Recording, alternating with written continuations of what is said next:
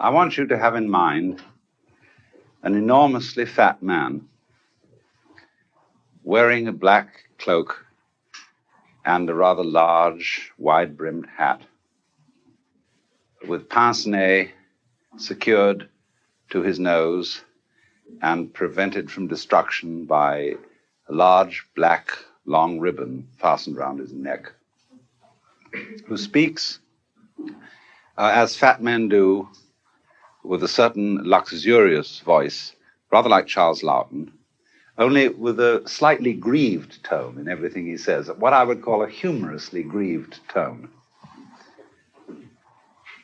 And this is G.K. Chesterton, a person whom I discover has had an enormous influence on my life. Because when I was a late adolescent, and when I was for a while a priest in the Episcopal Church, I read this man's works very carefully. And I have, by osmosis, imbibed an enormous amount of wisdom from him. Funny thing is, not so much in terms of specific ideas as in basic attitude to life. Because this is a man who, above all virtues, had, I think, what is one of the very greatest virtues, which we don't usually find catalogued in lists of virtues. He had a sense of wonder. He knew a truth that was once enunciated by a kind of guru type who was a friend of mine many years ago, who said that gnosis, which means, I suppose you best call it transcendental knowledge, gnosis is to be surprised at everything. Because you see, if you carry out technology to its final fulfillment, and you have technological means of supplying you with every need or wish that you could imagine, so that you have, instead of just the plain little telephone with its dial on it, you have a somewhat more elaborate machine on which you can dial for anything you need at any time, and it'll be supplied instantly. Imagine yourself in that omnipotent position. And what you will wish for in that final, ultimate push-button world will be a button labeled surprise.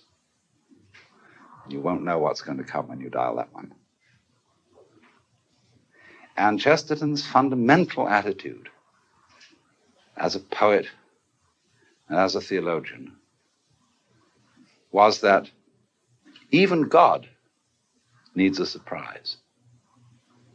And of course, for that very reason, endowed angels and men with the mystery of free will, so that they would do things that would be surprising and that could not be foretold.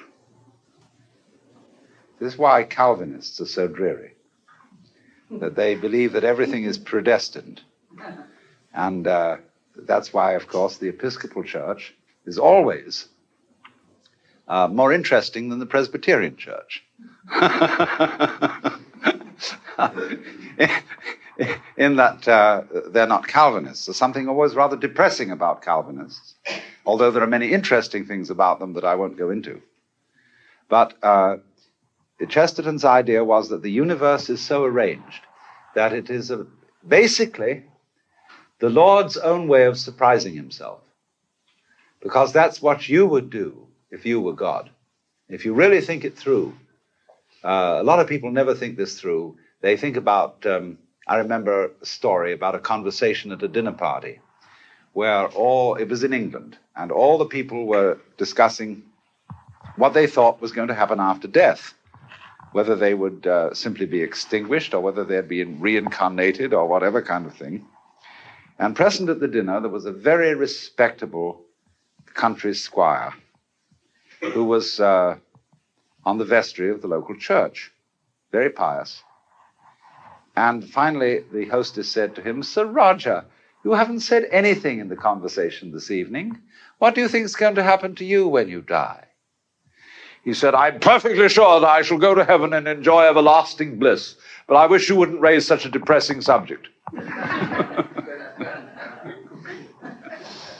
So you see, people just don't think it through. It's very fascinating to ask people deeply about their theological ideas, what they really do think God is and what heaven would be like, and not only what it would be like as based on the symbolism of the Bible, but what sort of a heaven they would really want to go to. I mean, do you want to be stuck with the rest of your family forever? Saying, God gives us our relations, but let us thank him we can choose our friends. At what age would you like your resurrected body to be? There are all sorts of fascinating questions of this kind which bring out the great, marvelous problem of what we would really like to happen.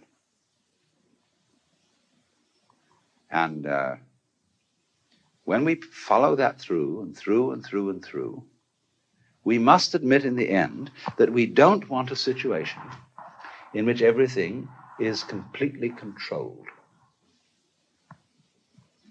In other words, if everything is rationalized, if everything is perfectly logical and clear, and it all works, and there's no possibility of anybody making a mistake, and we know exactly what's going to happen forever and ever and ever, we'd be bored to death. Nobody wants that kind of heaven. So what kind of heaven would you like? Supposing, for example, you had the privilege, power, to dream any dream you wanted every night and have it real vivid. And of course, you would be able to dream any amount of clock time in one night that you desired. You would be able to, say, have 100 years of experience in one night. And when you think that through, what dreams would you dream? It's almost like the question, if you were going to have half an hour's interview with God, and you had the privilege of asking one question, what question would you ask? And you've got a little while to think that one over, see, before you go in for the interview. So then the same thing is, what would you dream? You would dream, of course, at first, I suppose, all possible fulfillments of wishes. Whatever your wishes were, whatever your desires were, you would fulfill them all. And when you've done that for about a month of nights of 100 years long, each night of dreams, you would say, well, let's vary things a bit. Let's let things get out of control. Let's have an adventure. And then you would rescue a princess from a dragon, or something of that kind. And then you would arrange it so that you would forget that you were dreaming, and so the thing would seem as real could be. And you would dare yourself, like kids dare themselves to do all sorts of dangerous exploits. And finally, you would dare yourself to experience awful situations because you knew it would be wonderful when you woke up, because the contrast would be so fascinating. And finally, in the course of your dreaming, you would dream a dream in which you were sitting in Campbell Hall at Christ Church, Sausalito, listening to me give a lecture. With all your personal lives and your problems and whatever it is that's going on, see? Because that would be the nature of surprise. Now, in this, when you fully realize that to be surprised at everything is high wisdom, you get a new point of view towards the world, which gives you almost what could be called a child's vision of life. When Jesus said that unless you be converted and become as a child, you cannot enter into the kingdom of heaven. This is the thing that Chesterton understood in a very profound way, because to a child, the world is entirely new, and therefore all of it is extraordinary. And I hope most of you can remember how you saw things when you were about 2 years old. as the whole world being quite weird. And when you get used to things, you see a tree, and you say, oh, well, that's a tree. We're used to trees. We know what trees are. But if you can go back to your childhood and remember how it was when you first looked at a tree, and you saw the earth itself reaching up into the sky, extending itself in many branches and waving all these little flags at heaven. Or when you looked at the sun as a child, you stared at the sun. It was marvelous. And the sun turned blue. And there was a feeling about everything of being essentially magical. So there is a most extraordinary passage which occurs in one of the rarer books of Chesterton, called The Colored Lands, where he makes this extraordinary remark. It is one thing to describe an interview with a gorgon or a griffin, a creature who does not exist. It is another thing to discover that the rhinoceros does exist and then take pleasure in the fact that he looks as if he doesn't. And this is the key to this man's wisdom, that he could see all kinds of everyday things and events as if they were completely improbable and magical. And that he could describe the world as an extremely improbable object. This great globe of rock floating in space around a vast fire, covered with green hair that ordinary people call grass, and containing all the extraordinarily odd objects on it. And when he thought about this, he realized two things that are not ordinarily realized by religious people. And the two things are this. He realized that the world created by God is a form of nonsense. And that one of the most important features of the divine mind is humor. In one of his essays, he says, so often when I've written the word cosmic, the printer makes a misprint and prints it comic. But he said there's a certain unconscious wisdom in that. The cosmic is the comic. Dante wrote the Divine Comedy, an account of earth, heaven, purgatory, and hell. The Divine Comedy. And one finds, you see, that in ordinary people's religious attitudes, there is a lack of both these things, of nonsense and of humor. When I was a boy, I was brought up in the Church of England. I went to school at King's School, Canterbury. And of course, we attended innumerable services in that great cathedral. And one of the cardinal sins which one could commit was to laugh in church. And that is, of course, because the same reason the judges don't like laughter in court. That laughter is threatening to tyrants. And if you conceive God in the image of a tyrant, a monarch, who rules by violence, whatever kind of violence it may be, military violence, moral violence, any kind of violence. All tyrants are afraid, and they sit in courtrooms with their backs to the wall, surrounded on either side by their guards. And everybody who comes in, of course, has to fall flat on their faces, because in that position it's more difficult to attack.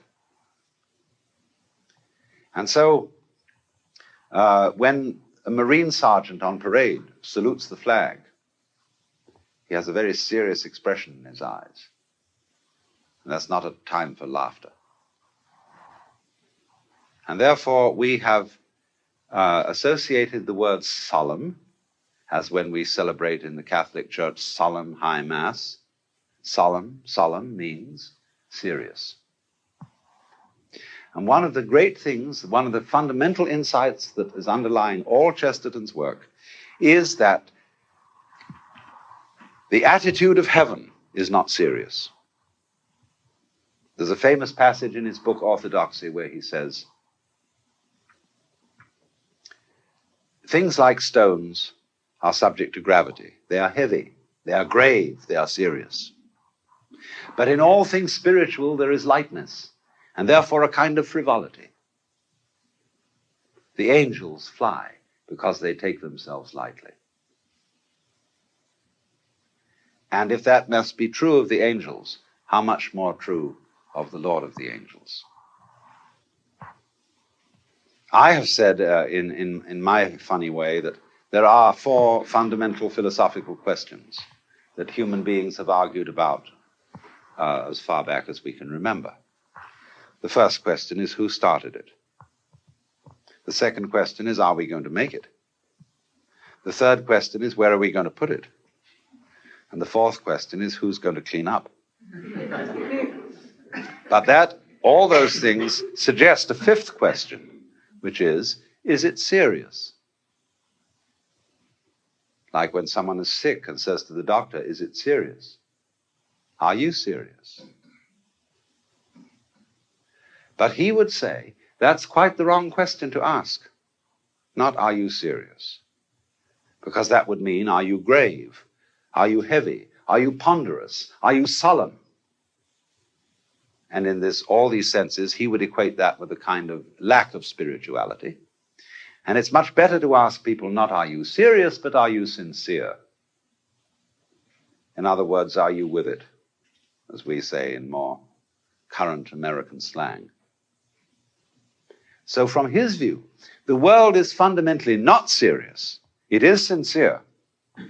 And beyond that, to go on to the higher mystery of his insight, the world is basically nonsense. Now, what do we mean by that? In the book of Job, which is the most profound book in the Bible, so far as I'm concerned, there is raised the problem of the sufferings experienced by those who are just and righteous. And Chesterton has written a great deal on the book of Job. And without quoting him directly, I'm going to summarize what I've learned from him about this book, because this is really very important about this whole theme. The prelude to the book of Job is in heaven. And a conversation ensues between God and one of the angels called Satan, otherwise known as Samael. The word El on the end of a name of an angel like Gabriel, Raphael, Uriel, and so on, means divine being, angel, attendant of the court of heaven. And the role of Satan in the Old Testament is different from the role of Satan in Christianity. The role of Satan in the Old Testament is he's the district attorney of heaven. He's the prosecutor. And as you will see in a court today, it is arranged that the prosecution is always on the left of the judge, and the defense is on the right. So at the left hand of God, a situation which is not mentioned in the creed, there is, of course, the prosecutor. At the right hand of God, for he sitteth at the right hand of the Father, is our only mediator and advocate, Jesus Christ, because he's the counsel for the defense. And he happens to be the boss's son, which puts him in a rather strong position. Because in the course of time, when you read reports of cases in court, and you get very familiar with court procedures, you always start having sympathy with the accused. And therefore, antipathy towards the prosecution. Because the prosecution is always putting people down, always saying nasty things about people. And the defense is always trying to say nice things about people. So therefore, there's popular enthusiasm for the defense and popular displeasure for the prosecution. And it was for this reason that the particular angel called Samael, or Satan, was in due course of time turned into the devil, the enemy of all things good. Whereas actually the devil in the book of Job is a loyal servant of the court of heaven. It's just his job to do the prosecution. So he proposes that God try Job. Said, you think you've got a virtuous follower in Job, but he's only virtuous so long as he's prosperous. You see what happens when you visit him with suffering, and then see if he's loyal to you. So God does exactly that. And he visits Job with all these plagues. And then the three friends of Job sit around, and they try to rationalize why all this is happening. They say, in effect, you must have committed some sort of secret sin. Otherwise, you wouldn't be suffering. This is the reasoning of the book of Deuteronomy. That if you obey the law of God, you will prosper. And the Hebrews were eternally puzzled as to why this didn't work out. So the book of Job highlights this question. And all the advisors of Job, the three men who have this discussion with him while he's covered with sores and sitting around in some wretched pad with all his property lost and his family in trouble and so on. And he cannot see any sense in their arguments. And finally, God appears at the end, the 28th chapter. And he comes in a whirlwind. And he refutes the advice of all these three friends. Who is this, he says, that darkeneth counsel with words without knowledge? Now stand you up like a man and answer like a man. Were you there when I laid the foundations of the earth? When the morning stars sang together and all the sons of God shouted for joy? And then he goes on to ask Job a series of questions,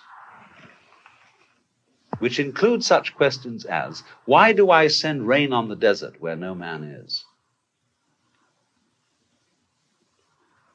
Why can you catch the Leviathan with a hook? Can you bind the influences of the Pleiades and make them work for you? Or can you loosen the astrological influences of this constellation of Orion? Can you do all this? And what is it all about? So a series of questions are delivered to Job, none of which have any answer. And the effect of these questions on Job is to solve his problem. And ordinary interpreters of the book of Job always say that this isn't really the answer. They say the book of Job raises the question and doesn't answer the question. It does answer the question. It answers the question by asking questions, all of which seem to reflect that in some curious way, the universe doesn't make sense. Why do you send rain on the desert where no man is? Now, what about that? See, our trouble is that where we really get into difficulty in life is that we expect everything to make sense. And then we get disappointed. We expect, for example, that time is going to solve our problems. That there's going to come a day in the future when we will be finally satisfied. And so things make sense, we say, of something. It is sensible, it is satisfactory, it is good, because we feel it has a future. It's going to get somewhere, and we're going to arrive. Our whole education is programmed with the idea that there is a good time coming when we are going to arrive. We're going to be there. When you're a child, you see, you're not here yet. You're treated as a merely probationary human being. And they get you involved in the system where you go up step by step through the various grades. When you get out of college, you go up step by step through the various grades of business or your profession or whatever it is, always with the thought that the thing is ahead of you. See? It's going to make sense. And perhaps the universe doesn't work that way at all. Maybe instead of that, this world is like music, where the goal of music is certainly not in the future. You don't play a symphony in order to reach the end of the symphony, because then the best orchestra would be the one that played the fastest.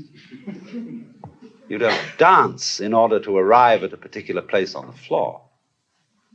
And so Chesterton's view of the world is an essentially musical view, a dancing view of the world, in which the object of the creation is not some far-off divine event, which is the goal, but the object of the creation is the kind of musicality of it, the very nonsense of it, as it unfolds.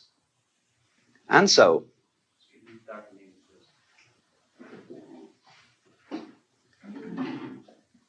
that when you talk sense, your words refer to something else. In other words, if I talk about tables and chairs, these sounds that I'm making, tables, chairs, refer to something in the physical world. The sound table is not the table, but it refers to this. But then when we ask, what does the world mean? What does the table mean? The noise table means this. Now, does this have a meaning? What is the meaning of life? If we ask the question, what is the meaning of life? We are treating life as if it were a set of words, a set of symbols. But it isn't. The real great insight is that these things don't have any meaning. Now, in ordinary way of talking in the West, we would say that's terrible. Something that has no meaning is awful. A meaningless life, you see, that we say about the most dreadful kind of life. But Chesterton is trying to say that the meaningless universe, the nonsense universe, is just great. Just because it doesn't mean anything. It is because God himself is dancing, is playing.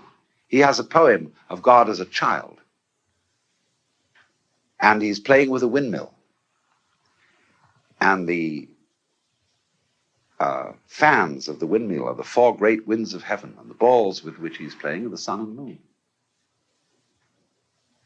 And the whole idea, therefore, then, is that existence itself is a magical play, and is therefore nonsense.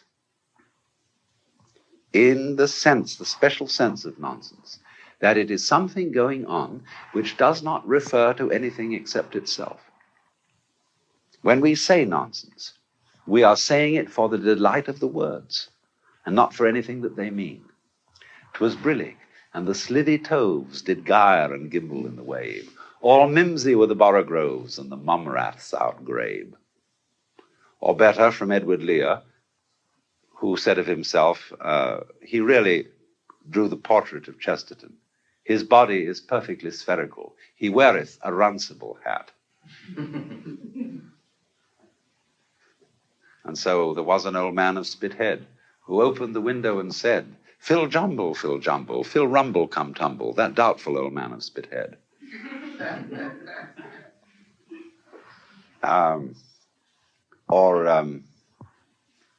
Pluffskin, pelican, G. We think no bird so happy as we. Pluffskin, pelican, Jill. We think so then, and we thought so still. You see? Now, he says that in this kind of marvelous playing with the voice and with words, you have something nearer to the nature of reality than you do with statements that make formal sense. Even though this man Chesterton was a great believer in reason. And you know, in the Father Brown stories, there is an occasion when Father Brown espies the criminal masquerading as a priest, because the man says, well, we cannot find out God with our reason. All the things of divine are beyond reason, and we must learn to suspend reason. And at that moment, Father Brown knows this man is not a good Catholic, and not really a priest at all.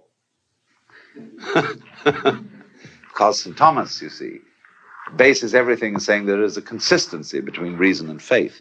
And Chesterton believed in that very strongly.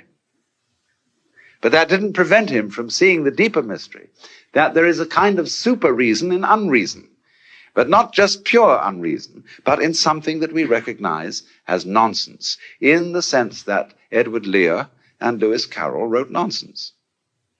Now, this is an enormously important thing to understand. What is the difference, shall we say, between inspired nonsense and mere bosh? And this is what he's trying to point out. There is a kind of nonsense which we could call magical nonsense, and there's a kind of nonsense, on the other hand, which we should call just trivial rubbish. So, it is the nonsense, divine nonsense has this extraordinary humor with it.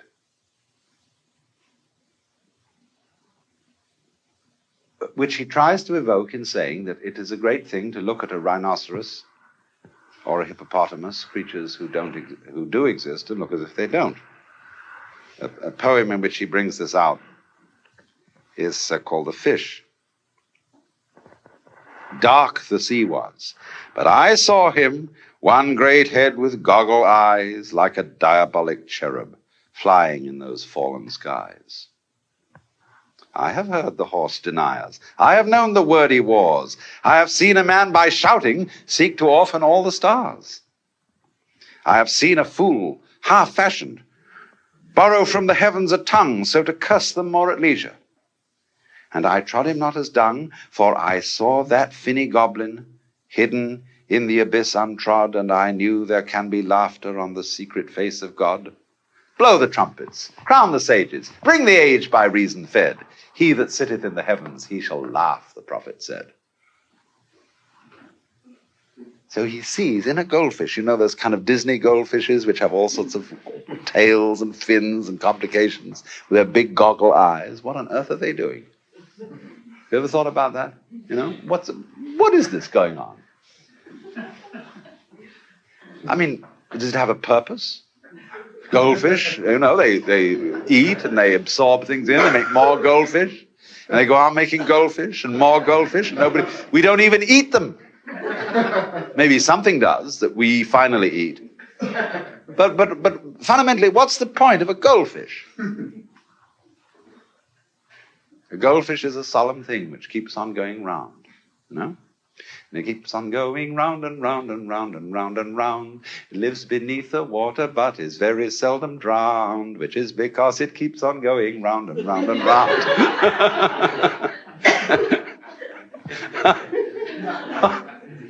It isn't going anywhere at all.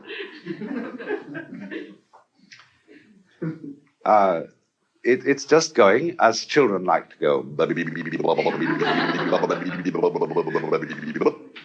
Or Phil Jumble, Phil Jumble, Phil Rumble, come tumble, that doubtful old man of Spithead. That's what's happening. And so in very profound theological ideas, it is said, you see, that when we finally go to heaven and we join the choirs of the angels, what are the choirs of angels doing? Well, they are sitting around in heaven, or actually dancing, singing Alleluia, Alleluia, Alleluia. You know? When you sing on Easter, Jesus Christ is risen today, Alleluia. What is this Alleluia? Well, I must assure you it doesn't mean anything. It is a sound of delight, but of no other meaning. It is an expression like, whoopee! When somebody is riding a surfboard and they're going down that thing, ew! It's just like that, you see. Well, what's the point of that? The point of it is itself. It has no point beyond itself. It's there. It's arrived. It's in a complete present. It is here and now. And that's what it's all about. We say to swing it. Get with it. And that is, of course, what all those angels are doing. The beatific vision. That means the word beatus in Latin. We translate it blessed, but that's a rather pious word. It really means happy. joyous, beatus. And so all those angels, as Dante describes it in the Paradiso, when he first hears the song of the angels, he says, it sounded as if it were the laughter of the universe. And what? No laughter in church? Where we are supposed to be a small replica of the beatific vision and of the angels gathered round heaven, represented by the altar, the throne of God. Why associate all this with solemnity? You see, Sunday is a very interesting institution. It's a kind of modification of the Jewish idea that after the 6 days of creation, when God was working, he took a day off. Holy day. That was, as it were, the culmination of the 6 days of work. In Christianity, of course, the Sunday is the first day of the week, and not the seventh day, the Sabbath.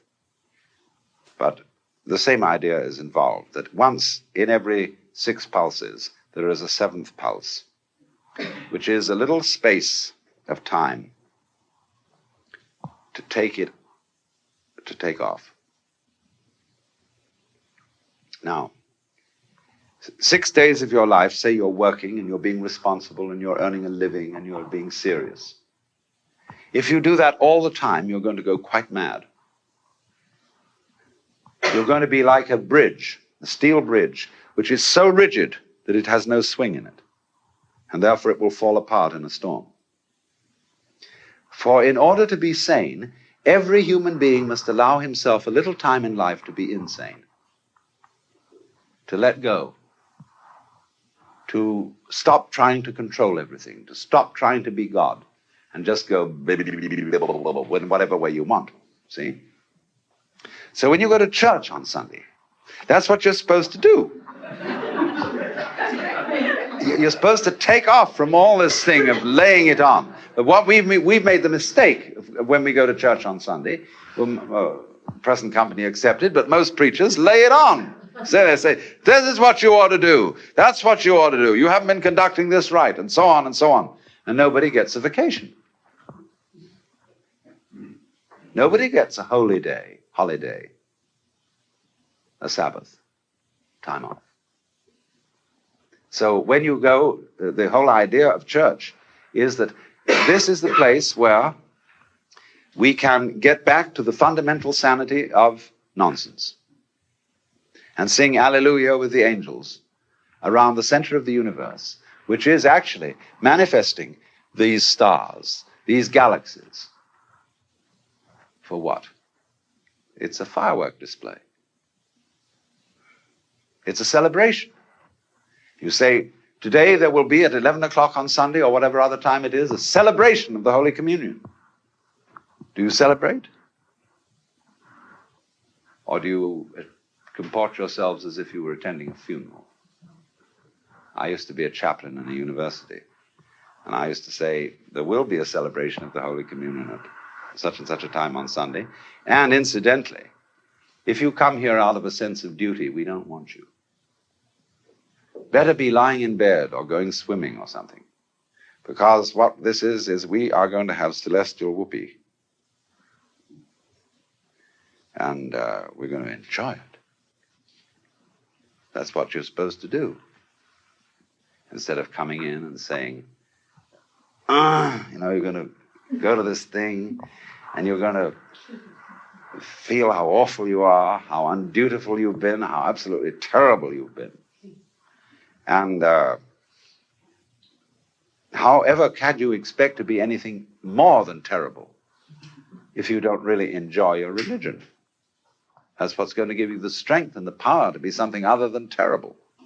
But if you just go in and make your religion an occasion for saying, oh, we've been terrible and we're awful sick and we need help, and here's the Holy Communion, which is your medicine, and I hope it tastes nasty, that's awful.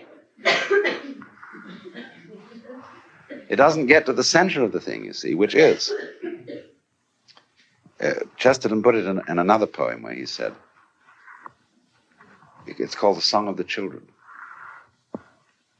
And it says of Jesus that he taught to the adults, he taught them laws and watchwords to preach and struggle and pray. But he taught us, deep in the hayfield, the games that the angels play. Had he stayed here forever, their world would be wise as ours, and kings be cutting capers and priests be picking flowers. Because that's the sense of the thing, fundamentally. That everything that's going on is a sort of jazz. A ba-doo-ja-da, ba-hoo-da-da, ja-doo-ba-da, ja-boo-ba-da-doo-ba-da-doo-ba-da-doo. And everything in the world, the flowers, the trees, the mountains, all going, ka-choo-da-doo, ka-choo-da-doo, ka-choo-da-doo, ka-choo-da-doo, ka-choo-da-doo, ka-choo-da-doo, ka-choo-da-doo, ka-choo-da-doo. And we have piped to you and you have not danced. We have mourned to you and you have not wept. You won't join the game because you human beings think you're so special and so serious, and you've got to make sense of it all. There isn't any sense to it. Just join in, come on. Make ba-choo-da-da, ba-choo-da-da, ba-choo-da-da with the whole thing, and finally you'll be singing Hallelujah with the angels.